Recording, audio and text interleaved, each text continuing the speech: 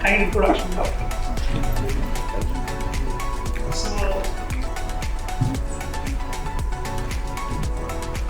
So in view of the time, I'll keep it short and probably make it more graphical rather than just informative. As I was earlier mentioning, that pain point, any kind of pain point that you on a daily regular basis that you face, how we convert that into a product level and make it more usable, or if it's convenient to scale up to common people for its use as screening or diagnostics, that's what we do.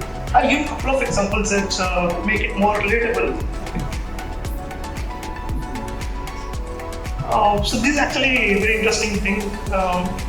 So these days there are a lot of innovations that are flooding across and bombarding with us, right? So at INDQ we have a philosophy: stick to basics, and then try to see all the stakeholders and how you can address and make a more chaotic life in a simple, linear, and more usable way. So you would actually regularly look at different products, on a regular basis.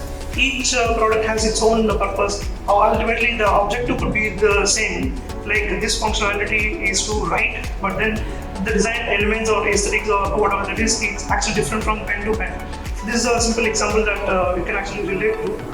One example is to more, for college. The first pen is for college students, where they, on a regular basis, they need to several times they need to use it, and so it's quicker. On a click of a button, it actually opens up and you can immediately write. And slowly, based on the usage and the user experience, that we design the product so that it appeals to the customer audience. In orthodontistry, doctors use archware to treat the patients, like archware. And to give the torque to the patient, they use a plier. On the right side, there is a plier. No? They use a plier. More precise, treatment can be given.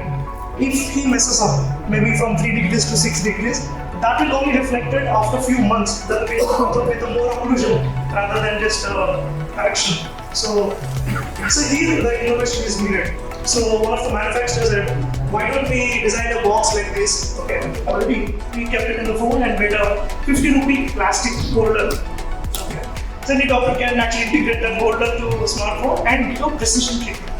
So from 2 degrees to anywhere, it has a precision of 0.1 degree. That's why the manufacturer was like the one workers. In a conference like this, he used to sell maybe 600 or 650 of pliers each time at dental conference. That year that we made this innovation, he sold 3,250 units in a single day. He was flooded with orders. That player was costing around 500 rupees for the doctors. That's a very simple tech innovation that we did. Here's one more interesting example that probably you would face on a daily life. You will see a lot of patients struggling with so many issues, disorders, diseases, or using accessories. They use a lot of accessories, no? For example, this urine collection bag, they have been using, like patients. So one kind doctor like you guys who have been empathetic to the patient have thought, we need to give some experiential design to it. Then he told us a problem. He told the patients cannot go to the mainstream and they'll have to use a dangling urine collection bag which is disposed in a sink like that. Then we got back to the design team and then we took this example and took a whole map of users and how the usage is, how the costing works in a urine collection bag. We said let's give a natural experience to the, very basic, natural experience to the patient. We said, what's natural experience?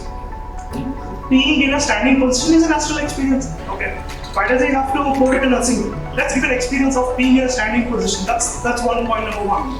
Point number two is to usage. How simple can we get that? How simplified? And point number three, okay, I said natural, but all of us get a stimuli to go to the urination. But how will these guys get it? So we added one more small component which actually gives a level indicator to the user. Very subtle indication will be given, tapping on the abdomen that he has to urinate. It's very subtle and private. So this is the innovation that we did. So all of us have a lot of pain points, as I was mentioning, that you might experience with the patients. So many pain points are there. but then you must be contemplating whether to address it or not, or you might not even contemplate at all, right? So this is actually one example, sloth, okay, is a representation of how human deal with any problems or anything. Let's say if you hit with a problem, then you actually ponder, not reflect. Just ponder about it and keep thinking, that's it. You might not materialize anything. But then this innovation house, how does it work is, let's say any complex problem that you take, okay, all we just simply do is, 1 rupee water pouch is there. We just took 1 rupee water pouch and then seeing how does it look. Just keeping it to the innovator. That's how simple it is. Then we build upon ideas. Okay. So that's how the simple prototyping. We need not struggle to get into the get funding, okay, and then think of doing something about it. Let's not launch this. So usually what happens is any of the cars that you have witnessed, any of the Mercedes to Alto, anything would actually have a smooth form factors. Okay, this guy Tesla wanted to break that stereotype and then made a car breakthrough, which is giving a form factor which is very sharp, and by the looks of it, it looks so beautiful and aesthetic. Just like using your Apple products, it's like Apple, just like how usable the Apple is, and just like that all the products in it. But then if you look at it, the inside, it's very complicated and very sophisticated engineering that goes in. But what we do is to round off everything and then give you a very simple consumable product. So with all some of the examples that I told you, this colposcopy you must have heard and then you must have seen. Colposcopy actually is quite hindering when the doctor is conducting any procedures to the patient.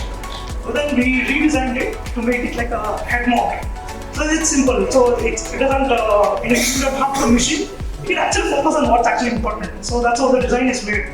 So that's the brilliance of our design intervention that is brought in.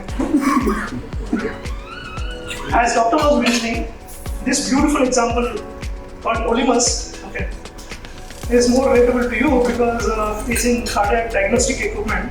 My team was like, they told me like that's a stupid idea, I asked me to put it up the room. That's what it happened. Because 1.5 crore is a stupid thing to be asked to be built in a single device.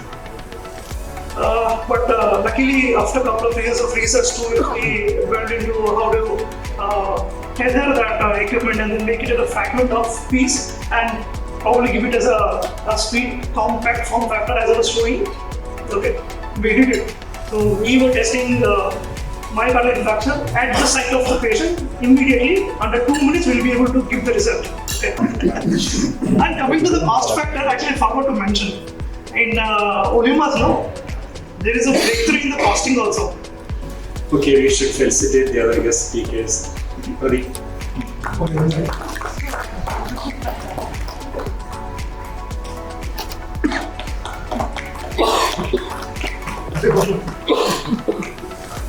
This is all done.